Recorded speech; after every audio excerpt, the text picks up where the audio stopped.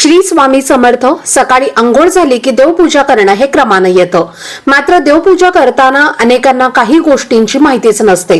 म्हणजे देवपूजा झाल्यावर देवाची पूजा करताना नैवेद्य कुठे ठेवावा, देवाला नैवेद्य कसा अर्पण करावा याची अनेकांना माहितीच नसते. म्हणून आपल्या घराला दोष लागत असतो. नैवेद्य अर्पण केल्यानंतर देवासमोर जास्त वेळ नैवेद्य ठेवणं चांगलं मानलं जात नाही. साधारणपणे 5 मिनिटं देवासमोर नैवेद्य ठेवायचा आहे. त्यानंतर आपण तो नैवेद्य काढून घ्यायचा आहे आणि घरातील सर्व मंडळींनी तो नैवेद्य खायचा आहे. आपण देवाला साखर तर दाखवतोच, पण आपल्या घरामध्ये जे काही अन्न शिजतं तर ते अन्न आपल्याला देवाला दाखवायचं आहे. त्याला नैवेद्य असं म्हटलं जातं.